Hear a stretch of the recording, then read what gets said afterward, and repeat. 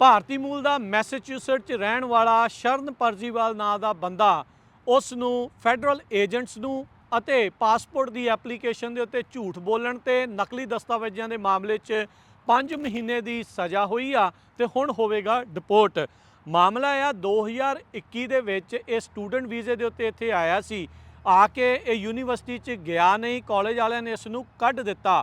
ਫਿਰ ਇਹਨੇ 2023 ਜਨਵਰੀ ਦੇ ਵਿੱਚ US ਦੇ ਐਪਲੀਕੇਸ਼ਨ ਭਰ ਦਿੱਤੀ ਪਾਸਪੋਰਟ ਬਣਾਉਣ ਦੇ ਲਈ।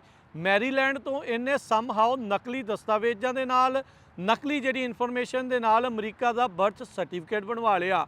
ਉਸ ਆਧਾਰ ਦੇ ਉੱਤੇ ਇਹਨੇ ਪਾਸਪੋਰਟ ਦੇ ਲਈ ਅਪਲਾਈ ਕਰ ਦਿੱਤਾ। ਜਨਵਰੀ 'ਚ ਅਪਲਾਈ ਕੀਤਾ, ਅਪ੍ਰੈਲ ਤੱਕ ਕੋਈ ਜਵਾਬ ਨਹੀਂ ਆਇਆ ਤੇ ਇਹ ਡਿਪਾਰਟਮੈਂਟ ਆਫ ਸਟੇਟ 'ਚ ਚਲਾ ਗਿਆ ਵੀ ਭਾਈ ਮੇਰਾ ਪਾਸਪੋਰਟ ਦਿਓ। ਉਹ ਕਹਿੰਦੇ ਆ ਜਾ ਕਾਕਾ, ਤੇਰਾ ਹੀ ਇੰਤਜ਼ਾਰ ਸੀਗਾ।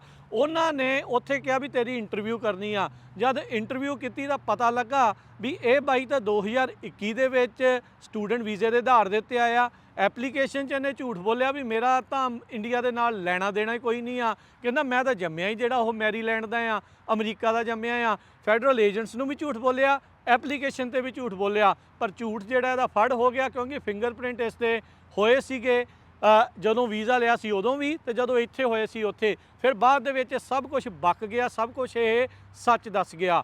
ਹੁਣ ਮਾਮਲਾ ਇਹ ਆ ਵੀ ਬਹੁਤ ਸਾਰੇ ਅਜਿਹੇ ਲੋਕ ਆ ਜਿਹੜੇ ਗਾਹੇ ਬਗਾਹੇ ਜਾਂ ਗਲਤੀ ਦੇ ਨਾਲ ਕਿਸੇ ਫੈਡਰਲ ਐਪਲੀਕੇਸ਼ਨ ਦੇ ਉੱਤੇ ਝੂਠ ਬੋਲ ਜਾਂਦੇ ਆ ਜਾਂ ਗਲਤੀ ਦੇ ਨਾਲ ਝੂਠ ਜਿਹੜਾ ਉਹ ਲਿਖ ਜਾਂਦੇ ਆ। ਸੋ ਉਹਨਾਂ ਦੇ ਲਈ, ਸਾਰਿਆਂ ਦੇ ਲਈ ਇਹ ਵੱਡਾ ਇਸ ਟਾਈਮ ਖਬਰ ਆ ਵੀ ਜੇ ਤੁਸੀਂ ਫੈਡਰਲ ਏਜੰਟਸ ਨੂੰ ਝੂਠ ਬੋਲਦੇ ਆ ਜਾਂ ਪਾਸਪੋਰਟ ਵਾਲੀ ਐਪਲੀਕੇਸ਼ਨ 'ਤੇ ਝੂਠ ਬੋਲਦੇ ਆ ਕਿਸੇ ਵੀ ਢੰਗ ਦਾ, ਤਾਂ ਪਰਜਰੀ ਦੇ ਦੋਸ਼ ਦੇ ਵਿੱਚ ਤੁਸੀਂ ਅੰਦਰ ਵੀ ਹੋਵੋਗੇ ਤੇ ਬਾਅਦ ਦੇ ਵਿੱਚ ਹੋਵੋਗੇ ਡਿਪੋਰਟ।